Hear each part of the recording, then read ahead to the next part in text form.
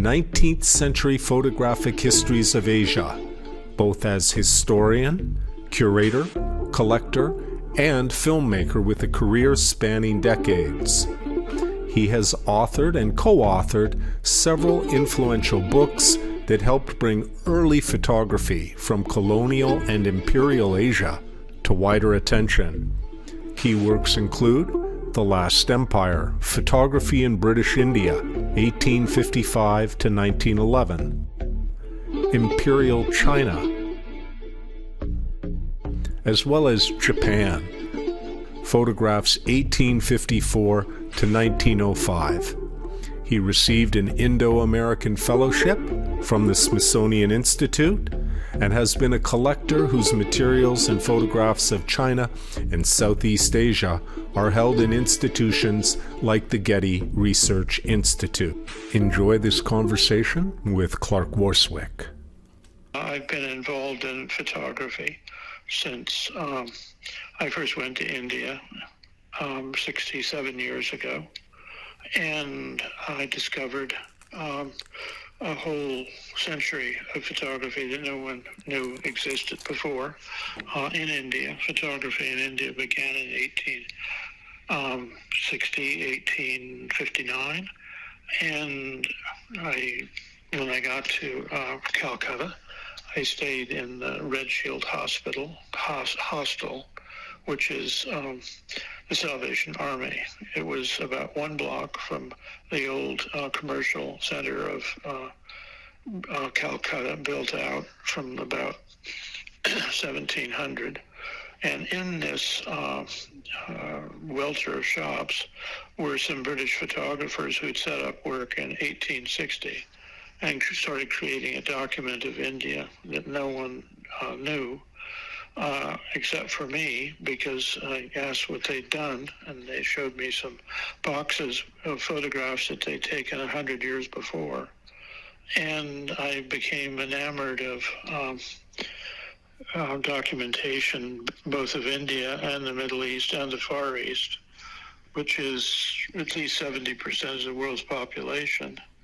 And these photographs, beginning in 1860, say, documented basically the previous 2,000, 3,000 years of life in India, changed dramatically by the Industrial Revolution.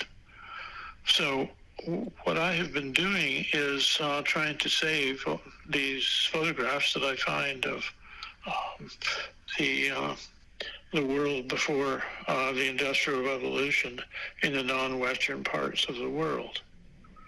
To this end, I've written 2 books already, biographical books, of my journey to India, the first of which is called, just a moment, get up and walk around here for a minute. Hold on.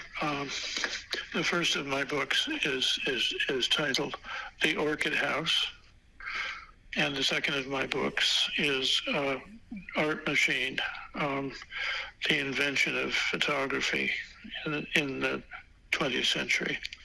And the book that I am now writing is after doing 30 books, perhaps, maybe more, maybe less.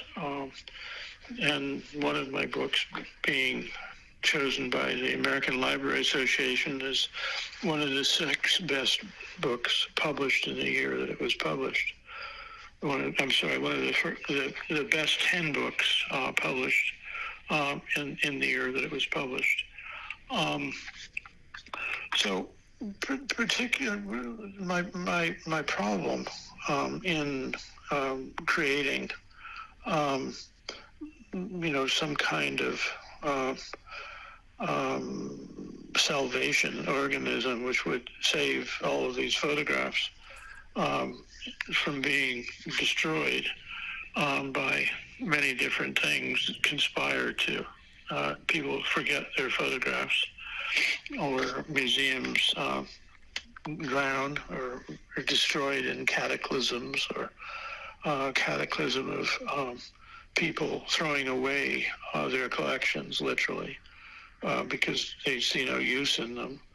Um, Well, I think that's fabulous honesty, of which you've said that the cataclysms or people just throwing away collections, maybe they just have to move, or they get older, or they just don't know where to put them, or that's such an honest truth that valuable history sometimes is kind of quietly lost. well, so I will now pause a little bit, and I will agree with your statement and give you a couple of examples. I had given to the Getty Museum in Los Angeles probably the only glass plate negative collection which still survives of Far Asia. And this collection was made in 1923 by a British architectural designer who designed the great peninsula hotels in both Shanghai and Hong Kong. And he had a fascination for all the things that he saw in the world of China.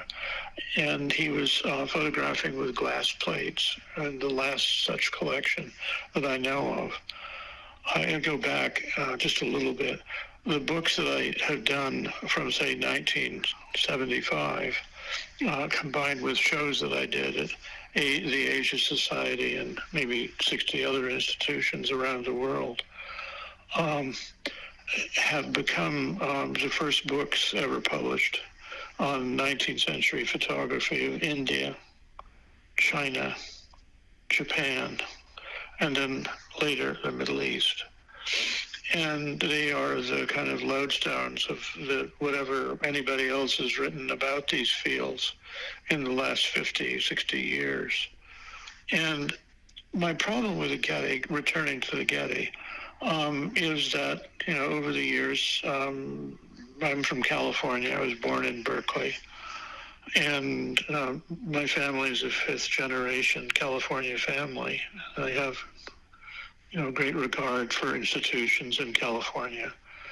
And Mr. Getty, when he built his museum, did apparently have the same fascinations as I do. And so I've been building collections at the Getty. My Walker Evans collections that I placed there are now 165 pictures. The largest collection of Evans in private hands is around 100 to 125 pictures. Returning to China, just briefly, my collection of glass plate negatives that I had discovered in England were sold off by the heirs of the man who took the photographs, and there were 1,000 glass plate negatives. I gave this gift to the Getty in about 1999, and I went out after years of asking them how the printing of this collection was coming along. In 2025, I went out specifically from the East Coast to the West Coast to see the work that they said that they'd been doing. And they showed me exactly 3 photographs that they'd made from my 1,000 negatives. And at that point, I just said, well, this kind of encapsulates what I feel about museums. They are simply overwhelmed by submissions of people to catalog the collections. It's very expensive. They're trying to conserve and preserve these pictures and catalog them. And they're just recipients of mountains of photographs that they really can't take much care of because there's just so many things they're getting.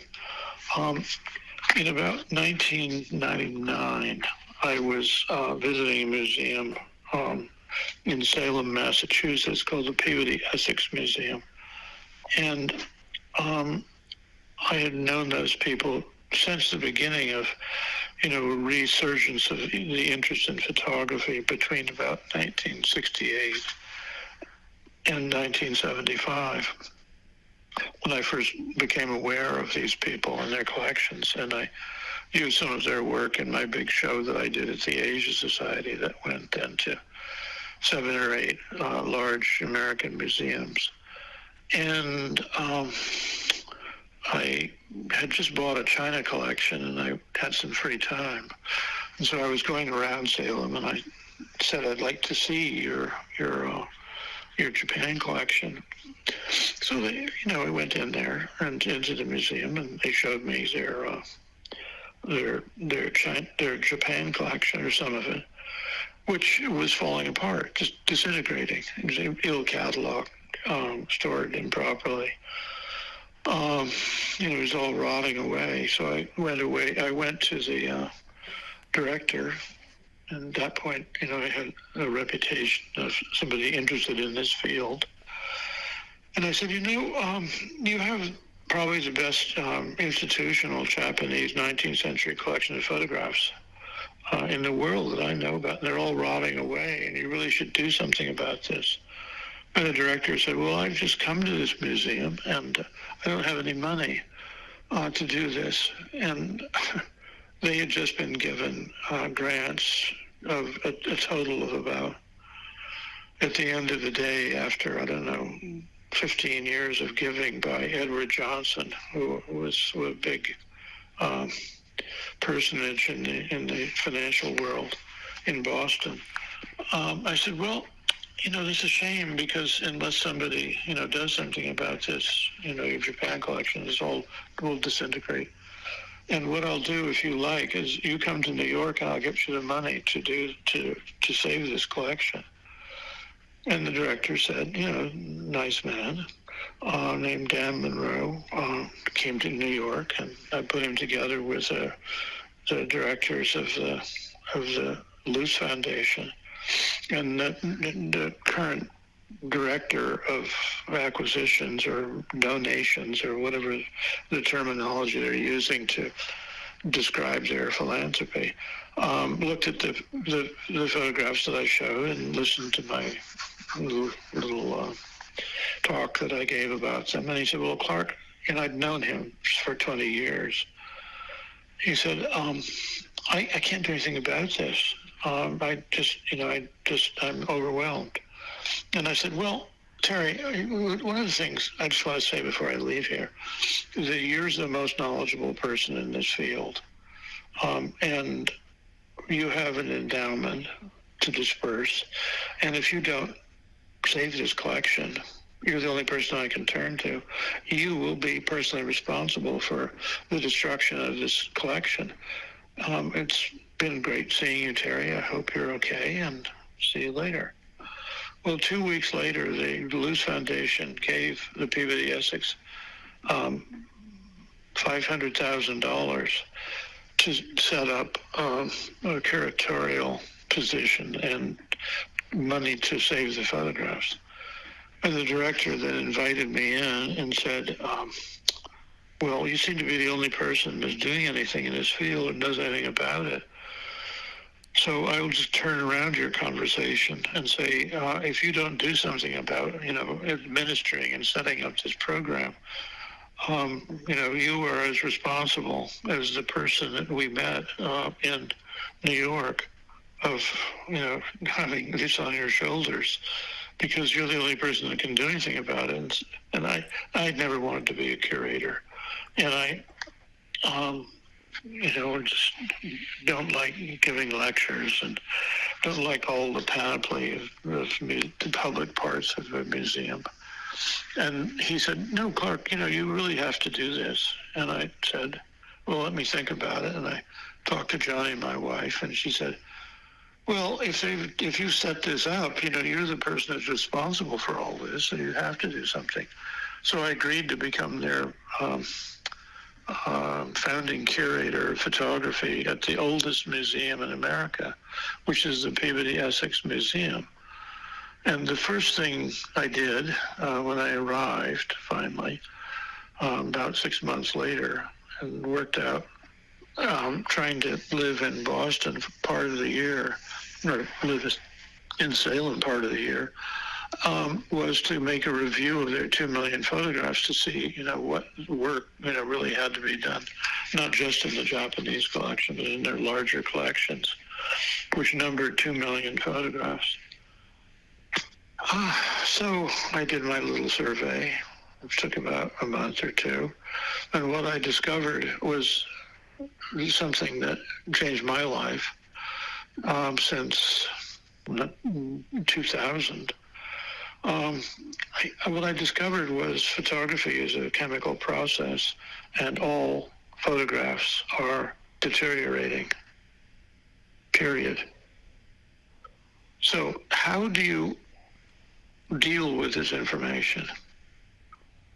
Nobody I'd ever seen in all the museums that I visited. I visited lots and lots of museums, and knew lots and lots of people in the field because I'd been working now for, at that point,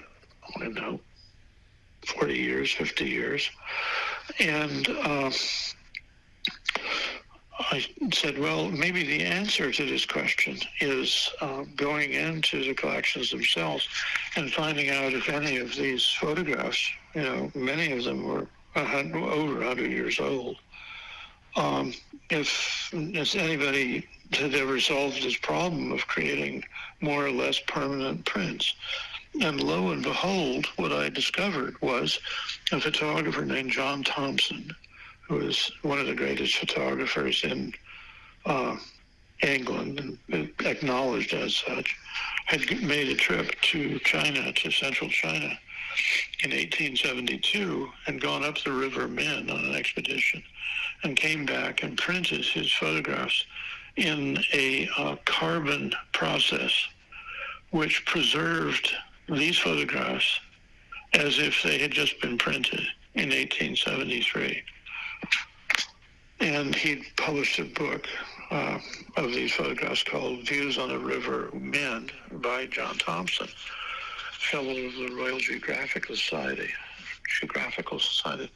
And so I said, well, what I have to do is I have to go into digital photography and find out if anybody now, because photography had been turned on its end, and it actually destroyed this discovery of digital photography, turned the whole photography world, has turned the whole photography world upside down. And there were some people printing with carbon pigments in digital photography. And so I embarked upon what became a 10-year process, or maybe that was longer actually, from 2003, maybe 2002 to the present day, printing carbon digital photographs of the, 20, 30,000 photographs that I amassed in my collections, and trying to preserve these photographs. Now, the problems that I ran into were that basically the curators in museums were one sort of a curator when photography became discovered or rediscovered from 1965 to, say, 1900. These people created the field. They knew, what they were discovering, and worked very hard to popularize the field and do books and do exhibitions, and tried, as best they could to preserve these photographs. But it occurred to me then that nobody had really had huge collections of photography like the Peabody Essex had, so that they had 160 years of pictures that they could look at and see how, the whole field was being both preserved and annotated and, researched and preserved. And The problem, by and large, is the one that I faced in reviewing this you know, ongoing wreck at the Peabody Essex Museum. Is that this is really, really a problem of such large proportion and affects so profoundly the whole visual history of mankind, that photography did preserve, the look of Athens as it was in 1860, whatever was left, and or China, and or India, and or everywhere else in the world. And so I began this journey, first setting up a digital atelier with the best digital printer that I could find in the world, which I think I did find, and then creating photographs from the non-Western world, which was my purview, and a bit of California on a project that I had done with Dorothea Lange, documenting California 40 years, 30 years after the Farm Security Administration.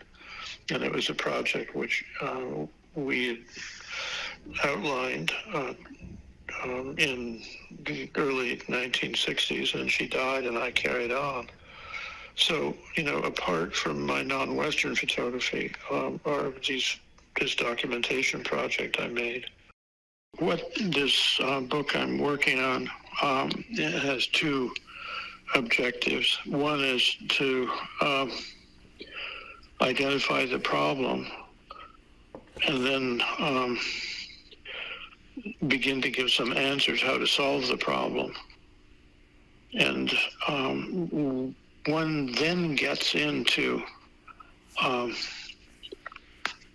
the whole problems of museums today in the world, and who makes them and why they're made the way that they are, and their shortcomings and their glories, and the new museumology that I think really must evolve, because the history of the art world is really came about because people like myself discovered just incredible art objects that have been created, over the millennia, and for the most part, really have not worked out a methodology how to both preserve and present this incredible treasure trove which the world enjoys everywhere from Central Africa to Mayan sites and the jungles of Guatemala and similar sites in Southeast Asia, prehistoric ruins in Europe and everything else. And the great museums in the world were initially the outgrowths of, I think, royal collections. And then you developed collectors, and collectors then created collections, and then banded together and created museums and publishing programs and college departments and art historians and lots of other things. And the problem basically with art has been making it accessible. And it's very, very hard to think that if you really want to see the Winged Victory, you have to go climb the staircase in the Louvre. There are only so many people, who can go, there and see that glorious object. And I think the problem that paintings face, particularly, paintings have to be restored or what they conserved is the word that they use on a regular basis, in cycles of 50 years and perhaps 100 years, because the pigments themselves are subject to fading, and the mediums on which they are created, have huge problems. And you see in Van Gogh's work that he didn't really pay much attention to the preservation of his paintings, and he painted in substantial pigments. And you go to the great Van Gogh collection in Amsterdam, on the top fifth floor of the museum is these very, very, very almost impossible to see paintings that have just faded away to oblivion. And so you have two or three different coexisting problems, which I think it's interesting to take up in a study of how art has been treated in the last 100 years, the last 300 years, 500 years, millennia, and particularly with photography, we have new means of preservation, and you can actually look at some of these great objects and study them, and all the good things that come of a civil service that's grown up around things touching the art world. And I think my little piece of this is the photography world and their unique problems which we face. And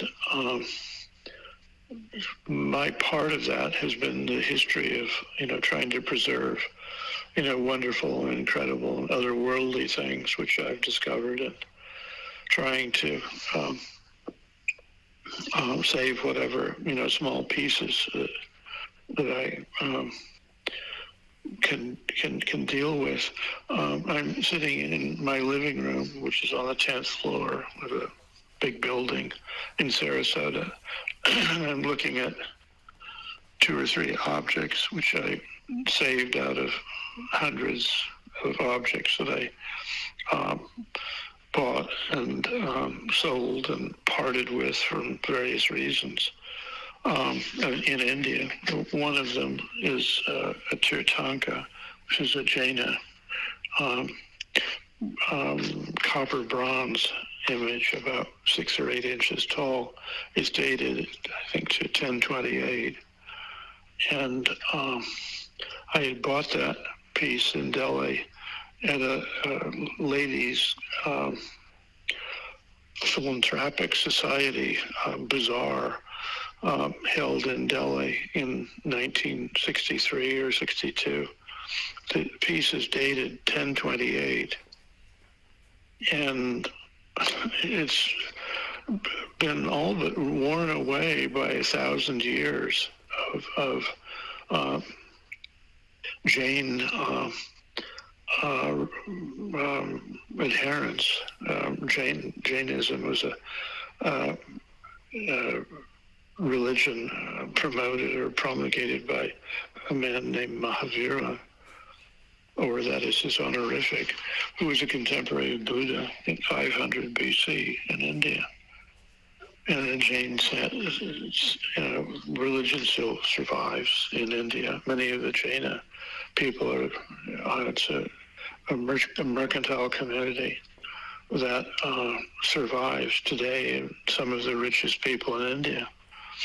And you could go into the Jaina villages in Rajasthan during the late 50s and 60s, and you could purchase whatever you wanted of, the religious objects of this community.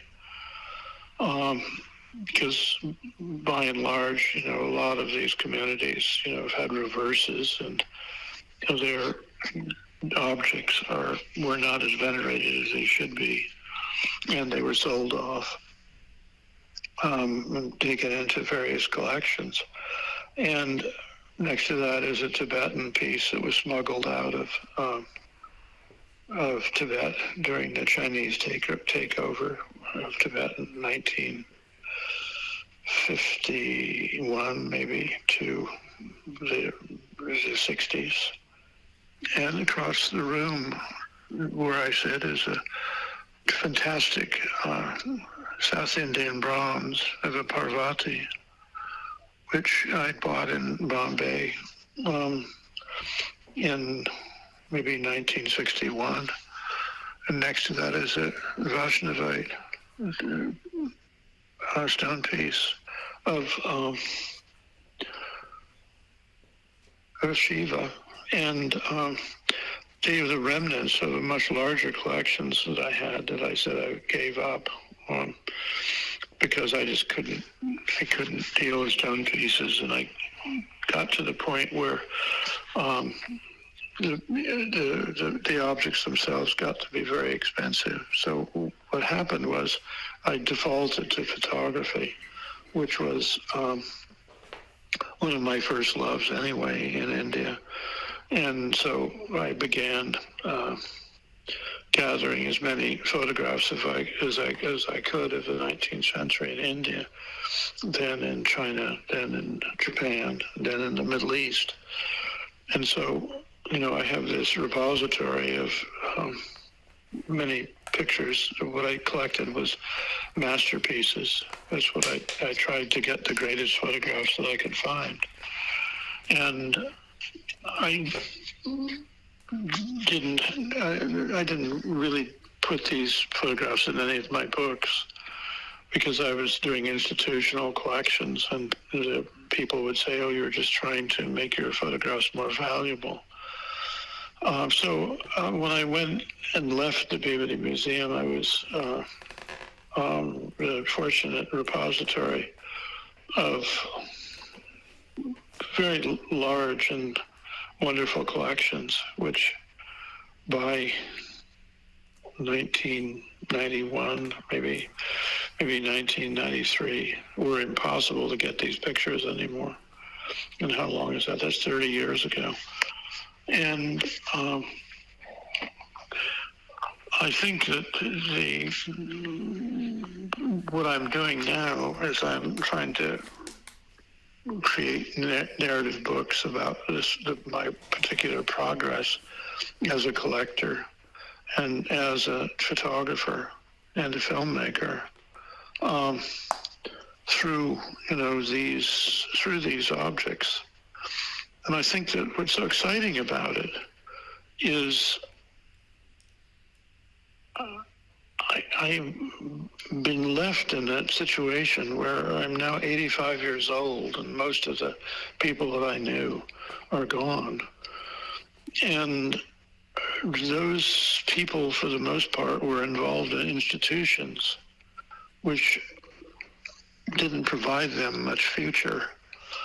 And the problem that I think I have is that I am now in my very careful preservation of my pictures, now in some quarters, not even thought about with any seriousness at all, that I'm just kind of making copies of old photographs. And I would remind people that all Roman art basically is recycled Greek art. And it's given a lot of credence in the museum world.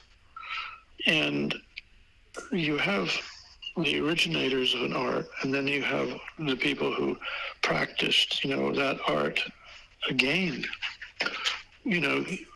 decades and centuries after, and actually millennium after, that art was first, promulgated. So I will leave this here for this just little teaser, Ian, and longer conversations, if I could. Yeah. Absolutely. And And, what does upset me and rile me up is the lack of seriousness that anyone, pays to any of the work I'm doing. It's pretty extraordinary. What I did is wandered off and discovered an incredible, terrain of wonderful mountains to climb. Then I look back and there's nobody behind me.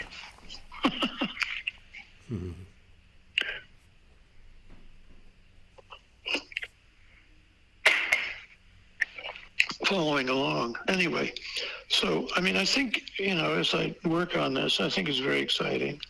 I think the work that I'm doing is, pretty incredible. Vermeer is known for... Are you still recording? Yes, I am. Okay. Vermeer is known for maybe 35 paintings that he left, not very many paintings.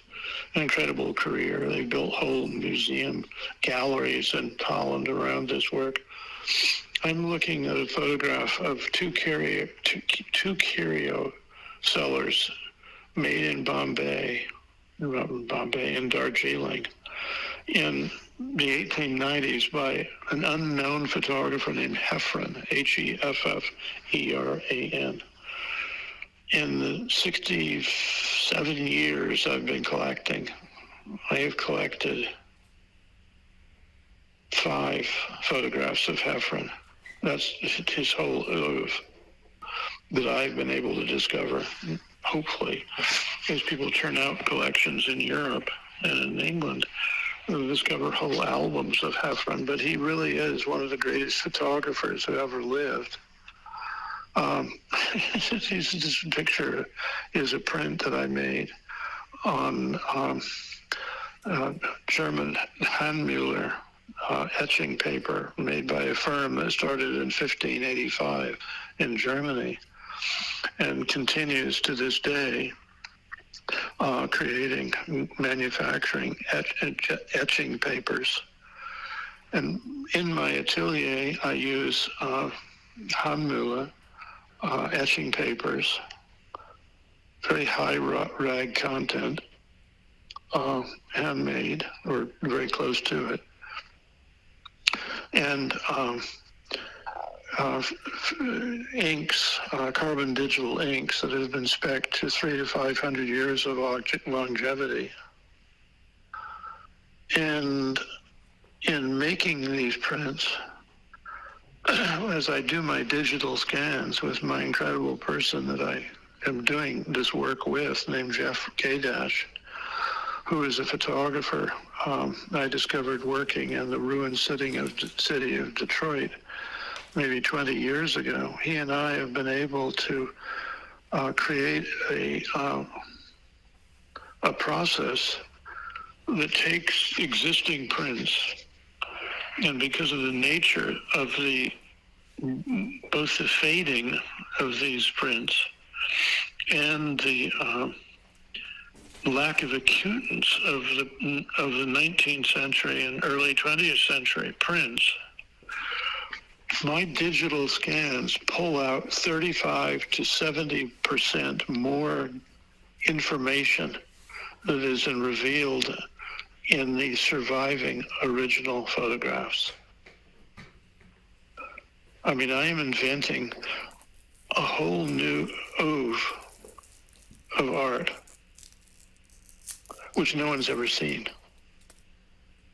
so that I can take a picture that is 4 inches high by 8 inches wide, and I can make prints that are 3 feet to 6 feet large and have an acutance to them that no one has ever seen before, and a clarity and a chiaroscuro. And these, are made by my atelier with my best friend now. Jeff Gadash is his name. And I don't know, I think the work we're doing is amazing. And when I began in photography, At a very young age, I was invited to come to Harvard and to teach. And the people who discovered me, then went on to create the leaders of some of the greatest art museums in the world. And when I was invited to Harvard, there were two people on the teaching staff of Harvard who did not have college degrees. One was Erik Erikson, the great eminent psychologist from, I think, Denmark. And the other person who didn't have a college degree and was teaching at Harvard was myself. And I think I was maybe 26 years old, and at that point I'd lived in Asia for 6 or 7 years, living sometimes on station platforms and in third-rate hotels and taking photographs and collecting. And I was teaching film, and then I finished my documentaries that I was doing. I was offered the tenureship at Harvard to take over the visual studies department at Harvard, which I turned down because I wanted to do my art, do my movies, and do my photography, which is what I've done. And now I'm in a situation that I've outlived most of my contemporaries, and I still have my sense of humor, such as it is. In any case, let me ask you something. Would you advise young people today that probably the best thing that they could do is to run away from home? I would recommend anyone who has a child and they have more than $10 million is do not give a penny of that money to their children and then tell them to go travel on Indian third-class trains for 6 months. I think the worst thing in the world you could possibly give a child is a trust fund. What you are doing is programming their destruction. And I will leave you with that thought.